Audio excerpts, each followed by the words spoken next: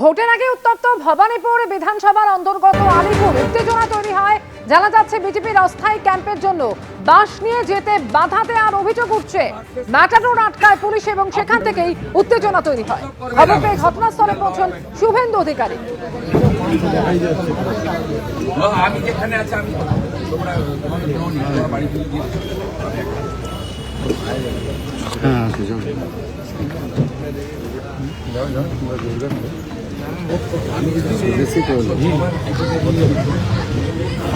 Programme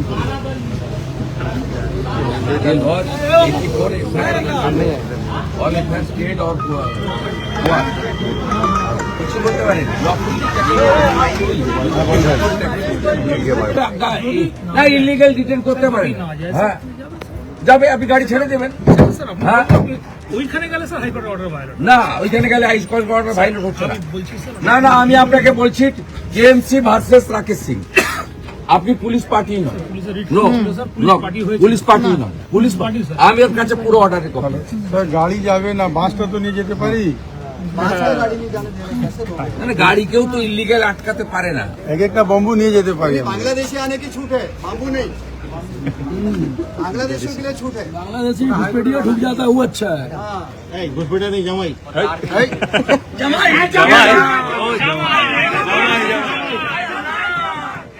जमाई ना कमाई कमाई। एफआईआर में नाम निकट गए तो दीदी पागल हो गई।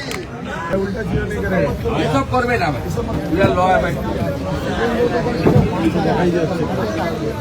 আমি যেখানে আছি আমি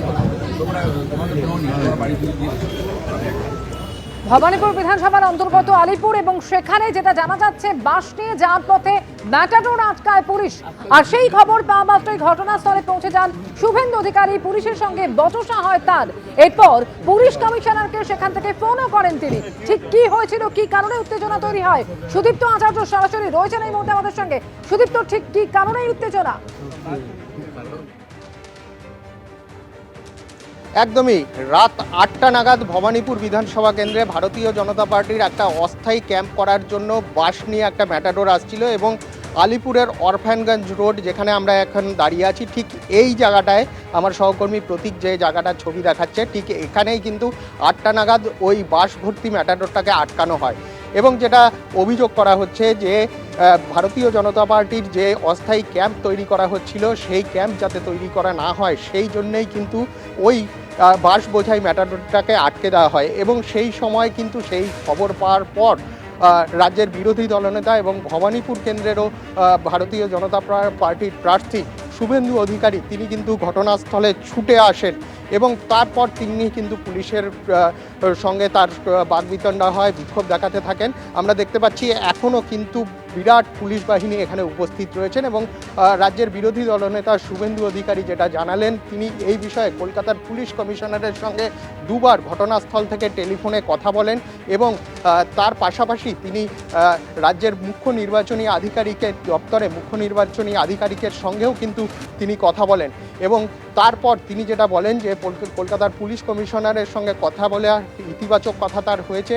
আমরা দেখতে পাচ্ছি ঠিক এইখানেই কিন্তু যে ম্যাটাডোরটা আমার সহকর্মী প্রতীক রায় দেখাচ্ছে, এই ম্যাটাডোরটাই কিন্তু আটকানো হয়েছিল এবং যেটা বলা হচ্ছে যে এই অস্থায়ী ক্যাম্পটা তৈরি করার জন্যেই কিন্তু এই বাস নিয়ে আসা হচ্ছে। দেখতে পাচ্ছ যে অস্থায়ী ক্যাম্প তৈরি করা হচ্ছে এবং যেটা শুভেন্দু অধিকারীর অভিযোগ, এই এলাকার বিজেপি নেতা রাকেশ সিং, তার সঙ্গে কলকাতা কর্পোরেশনের, তার পরিবারের সঙ্গে কলকাতা কর্পোরেশনের একটা আদালতে একটা মামলা হয়েছিল এবং তার জন্য কিন্তু কলকাতা পুলিশ, বিশেষত আলিপুর থানার পুলিশ যারা ঘটনাস্থলে ছিল, তারা কিন্তু আটকাতে পারে না কোনো রকমভাবে গাড়ি। প্রায় 4 ঘন্টা পরে কিন্তু যেখানে অরফানগঞ্জ রোডের মুখে এই ম্যাটাডোরটাকে আটকানো হয়েছিল, দেখতে পাচ্ছ বাস বোঝাই এই ম্যাটাডোর, সেই ম্যাটাডোরটাকে কিন্তু ছাড়া হয় এবং তারপর শুভেন্দু অধিকারী কিন্তু এখান থেকে চলে যান এবং তিনি যেটা বলছেন যে রাজনৈতিক কারণেই কিন্তু এই ঘটনা হয়েছে। আমরা কথা বলে নেব, এখানে যারা রয়েছেন তাদের সাথে একবার কথা বলে নেব, কি হয়েছিল, কি জন্য আটকানো হয়েছে। কিছু হয়েছিল না, এখানে ইলেকশন যা ক্যাম্প হয়, ইলেকশন পার্টি অফিস হয়। সুদীপ্তর সঙ্গে থাকো আমাদের। শুভেন্দু অধিকারী সেখানে যান এবং পুলিশ কমিশনারের সঙ্গে ফোনে কথা বলেন। কি বলেছে শুভেন্দু অধিকারী, শুনুন। মমতা ব্যানার্জিকে স্যাটিসফাইড করার চেষ্টা,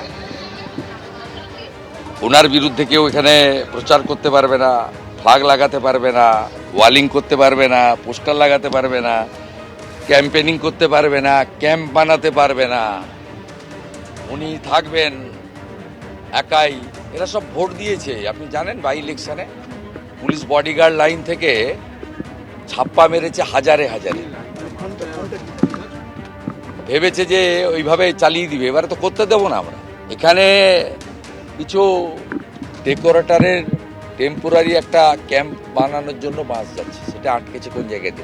দে are doing this type of unethical job to satisfied Mamata Banerjee and TMC. এখন এমসিসি চলছে, ওরা মনে করছে এখনও মমতা ব্যানার্জি যা বলবে সেটাই হবে, কেউ প্রতিবাদ করবে না, কেউ মানবে না।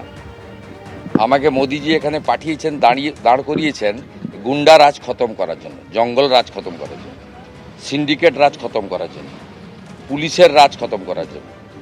সেই জন্য আমি কোনা এক্সপ্রেসের কাছে এসে ঘটনাটা শুনলাম, শুনে আমি এলাম। যদি কটা বাঁশকে এখন থেকে ভয় পেতে শুরু করেন তাহলে ভোটে কি অবস্থা হবে বুঝুন। বিজেপির অস্থায়ী ক্যাম্পের কাজ চলছিল এবং সেই অস্থায়ী ক্যাম্পের জন্য বাস নিয়ে যাওয়ার সময় বাধা দেওয়া হয় এমনই অভিযোগ। পুলিশ সেই ম্যাটাডোর আটকায় এবং তারপরই সেই খবর পাওয়া মাত্রই সেখানে পৌঁছে যান শুভেন্দু অধিকারী এবং সেখানে পৌঁছে গিয়ে তিনি পুলিশের সঙ্গে কথা বলেন, পুলিশের সঙ্গে বচসাও হয় তার। আর এরপর সেখান থেকে পুলিশ কমিশনারকে দুবার ফোন করেন, ফোনে কথা বলেন তিনি এবং কথা বলার পর অবশেষে ম্যাটাডোর ছাড়ে পুলিশ।